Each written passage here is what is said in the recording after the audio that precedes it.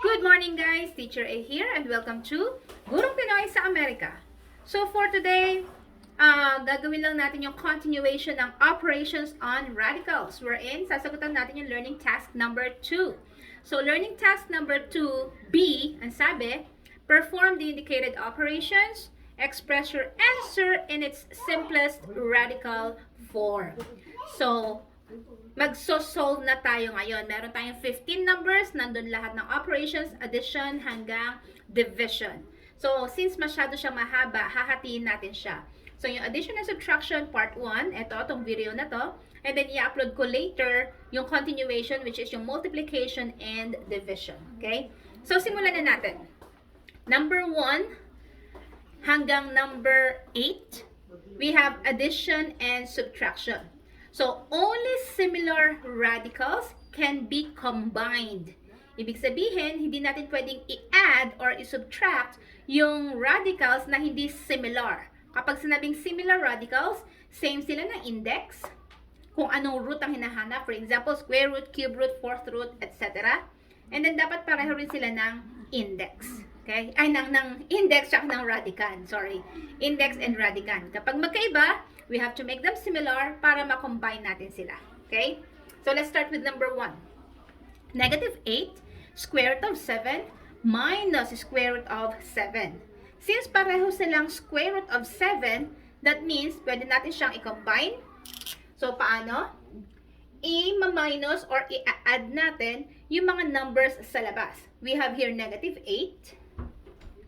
And then dito, wala tayong nakikita. Kapag wala, that means meron tayong 1 doon. So, minus 1. So, solve natin yon. And then, kakopy natin yung square root of 7. So, solving this one, negative 8 minus 1 is the same with negative 8 plus negative 1. Pareho lang yon. Okay? Kasi, yung minus gagawin plus.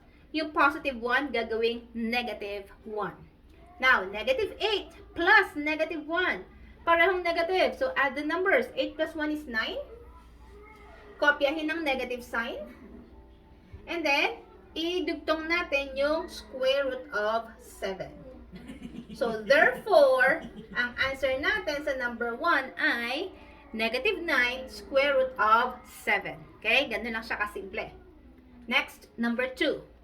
Negative 7 square root of 3 minus 3 square root of 3. Again, pareho silang square root of 3. So, that means, isosolve natin yung mga numbers sa labas.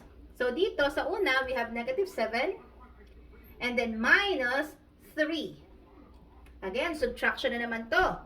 So, this is, kopyahin ng una, negative 7. Yung minus, magiging plus. Yung positive 3, magiging negative 3. Again, saan ko nakuha to?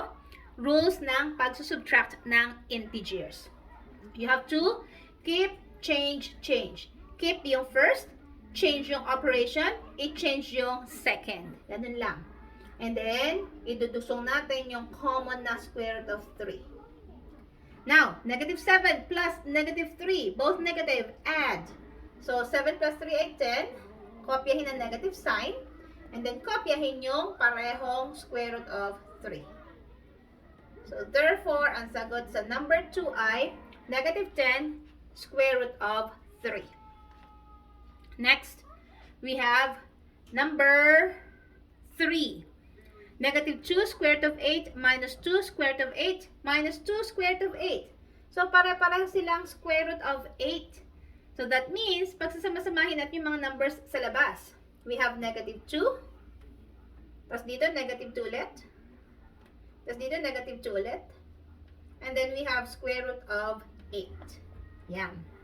So, negative 2, minus 2, minus 2. Parang ganito lang siya. Magiging negative 2, plus negative 2, plus negative 2. So, tatlong negative 2's. We have 2, 4, 6. And then, yung negative sign, square root of 8. Final answer na ba? Hindi pa. Kasi si 8, pwede nating i-factor out. Actually, pwede na to. But then, kung isi-simplify pa siya, pwede pa. So, si 8, pwede pa siyang i-factor out na kung saan yung isa sa mga factors niya ay perfect square. Ibig sabihin, makukuha yung square root. Anong number yon? Yung 4. Makukuha yung square root ng 4 kasi 2 times 2 ay 4. So, if a-factor ko yung 8, kopyahin ko muna si negative 6, square root of, si 8, gagawin kong 4 times 2. 4 times 2 ay 8, diba? So, since si 4 ay perfect square, ilalabas ko yung square root niya.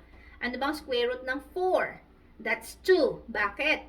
Mag-isip ng number na kapag minultiply sa sarili ng 2 beses, 4 ang lalabas.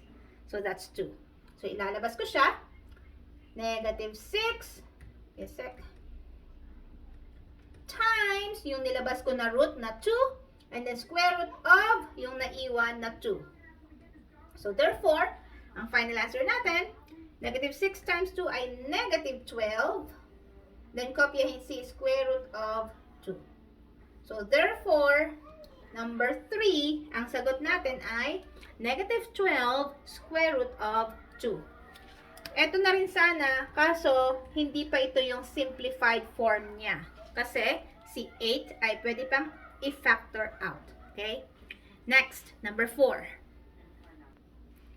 So, ang given ay negative 4 square root of 12 plus 4 square root of 3 plus 4 square root of 20. So, si 12, pwedeng i-factor out na kung saan yung isa sa mga factors niya ay perfect square.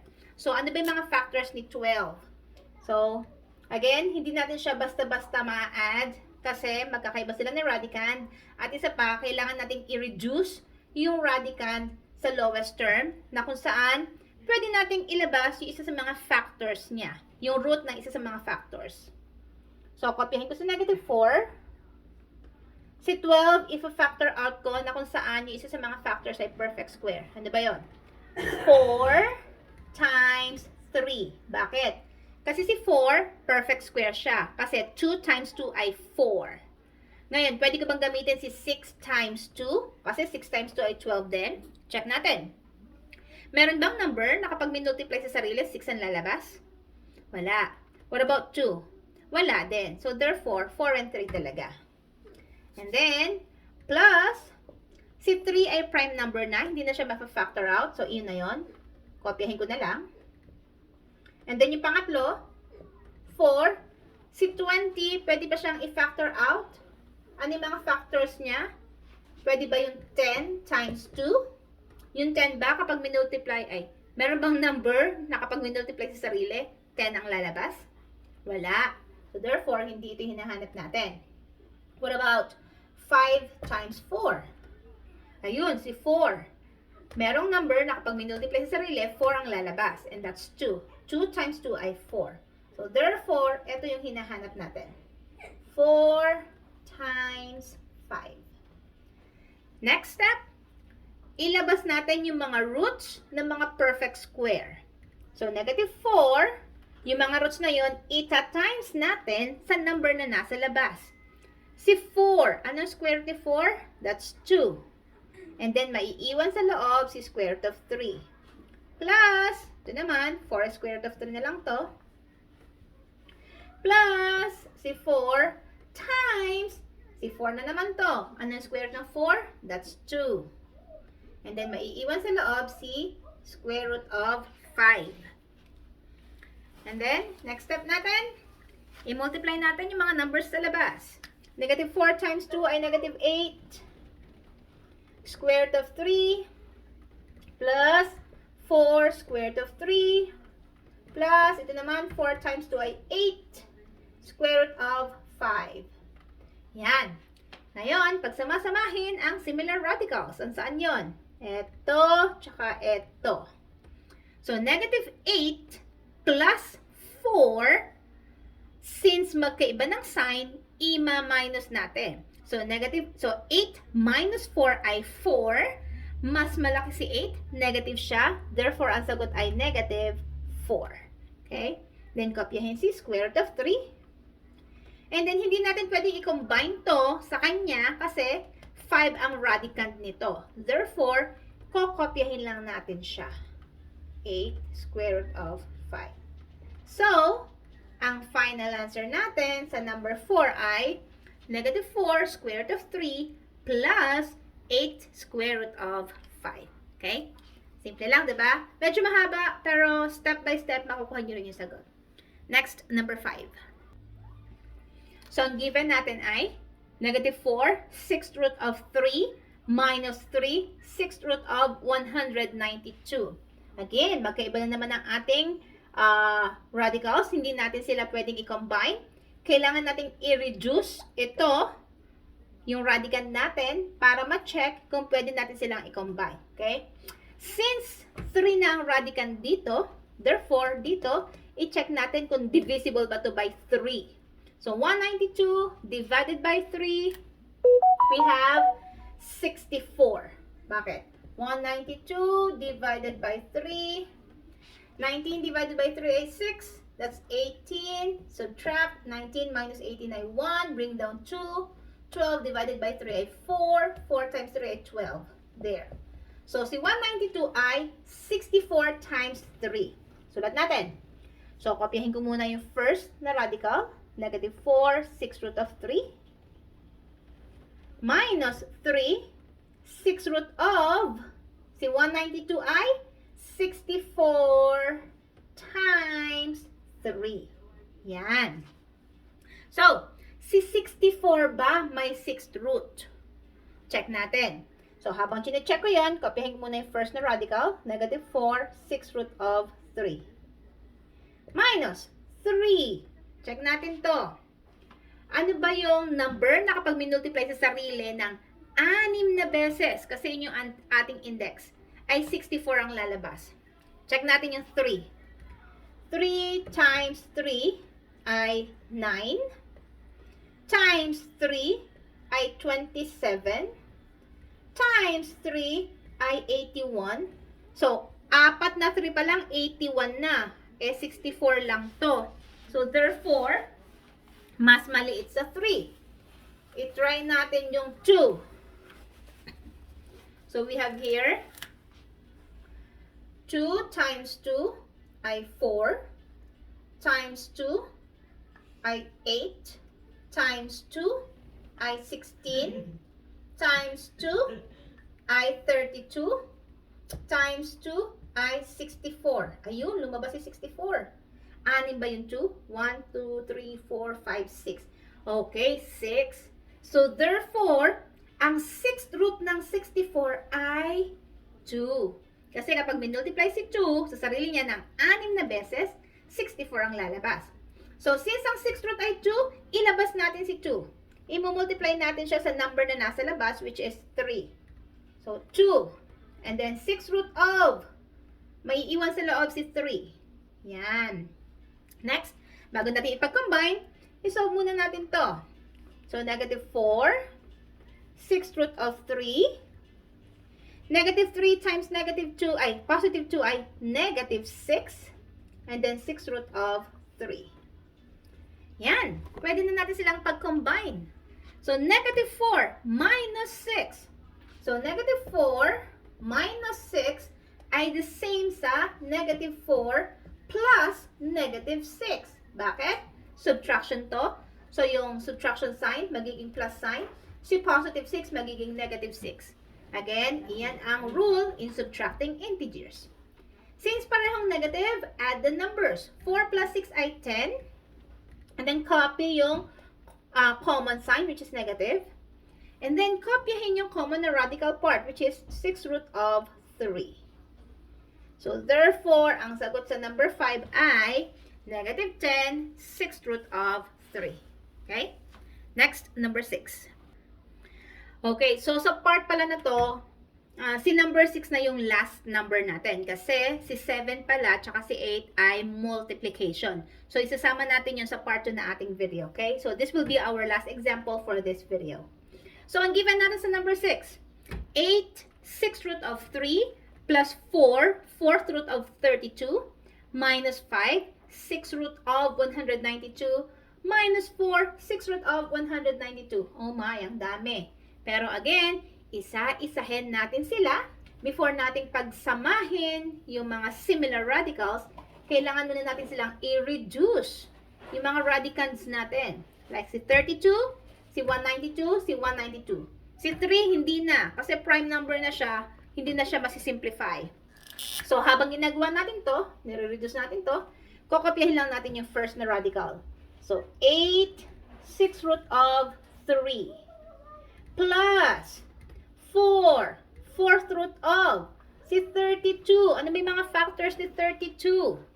Na kung saan yung isa sa mga factors niya ay may 4th root. So, ano ba yung mga factors ng 32? So, that's 16 times 2. Diba? 16 times 2. Bakit? Si 16 ba may 4th root? Try natin yung 2. 2 times 2 times 2 times 2. Yan, 4. 2 times 2 ay 4 times 2, 8 times 2, 16. Yun, nahanap agad natin. So, si 32 ay 16 times 2. Okay? And then, we have here minus 5, 6 root of si 192 na solve na natin kanina sa number 5. This is 64 times 3. Kasi si 64 ay may 6th root, which is 2. Minus 4. 6 root of 192 ulit. Therefore, that's 64 times 3 ulit. Yan. Okay. And then, after that, ilabas na natin yung mga roots. So, kokopihin ko lang uli yung una. So, 8, 6 root of 3 plus 4. Ito na. Si 16, may 4th root. Ang 4th root niya ay 2. So, sulat ko lang siya. Ilalabas ko yung 4th root nito. That's 2. Imo-multiply sa number sa nasa labas. Yan. And then, 4th root of, may iwan si 2 sa loob.